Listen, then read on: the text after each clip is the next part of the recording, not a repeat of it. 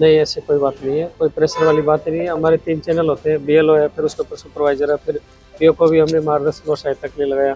उसके बाद में हमारे कलेक्टर मैम हैं, एडीएम साहब हैं, तो जहाँ भी समस्या है तो सबका सहयोग करके ही। तो इन्होंने कल मेरे को 5:06 पे मेरे को कॉल आई, जब मैं आज़ाद चौक में बैठा हुआ था।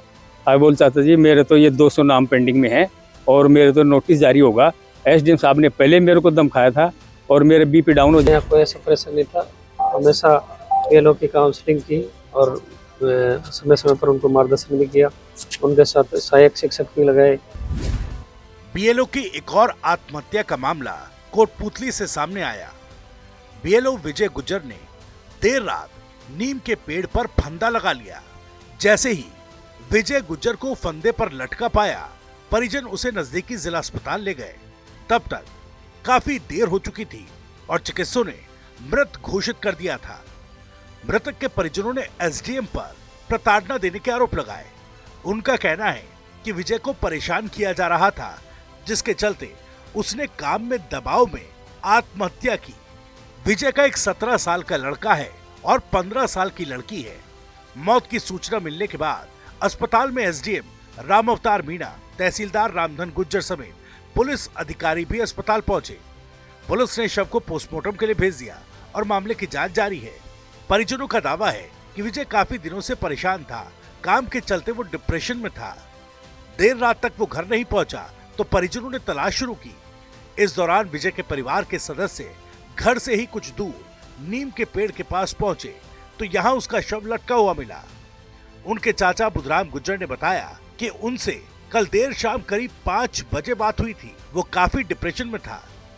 का मूल कारण था सर, इसको जब इसमें लगाया बीएलओ के अंदर, तब से ये काफी डिप्रेस में थे, काफी तनाव में थे और 5-10 दिन तक ये मेरे को भी कहा कि चाचा मेरा ड्यूटी कटवाना, मेरे तो काम होता नहीं है। घर जाता हूँ तो घर पे कोई वोटर लिस्ट, कोई कैंडिडेट मिलता नहीं है। मृतक के चाचा के मुताबिक उनका कहना था कि 200 नाम पेंडिंग चल रहे हैं।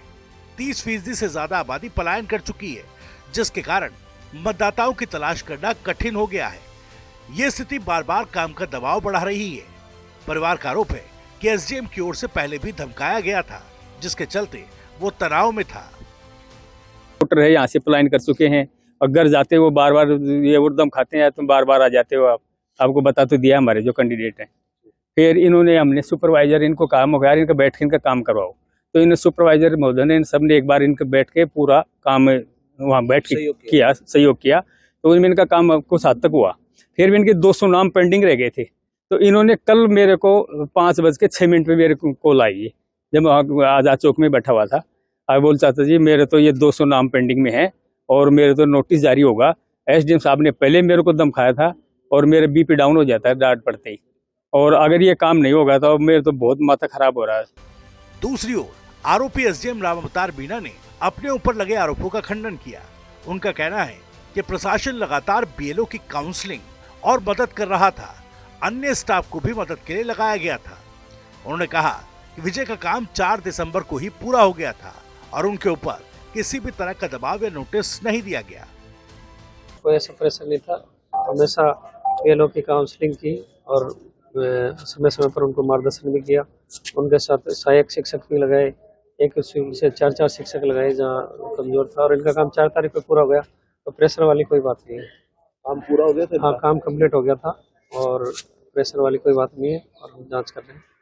परिजनों ने आपके ऊपर आरोप लगाया कि आपने उनका दबाव बनाया, ऐसी बात है?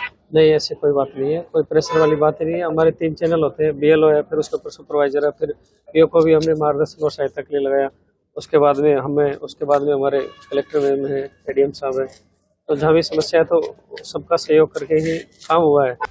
ये पूरा मामला फिलहाल अनुत्तरित है। क्या वाकई काम का दबाव एक और बीएलओ की जिंदगी निकल गया, या कहीं सिस्टम के भीतर कोई कड़वी सच्चाई छिपी है? परिजनों के आरोप और प्रशासन के दावों के बीच ये जांच अब सच के खुलासे की सबसे बड़ी कसौटी होगी। जिम्मेदारी किसकी है, ये तय करना जरूरी है। फिलहाल पूरा कोटपूतली यही इंतजार कर रहा है कि इस मौत की असल वजह आखिर कब सामने आएगी।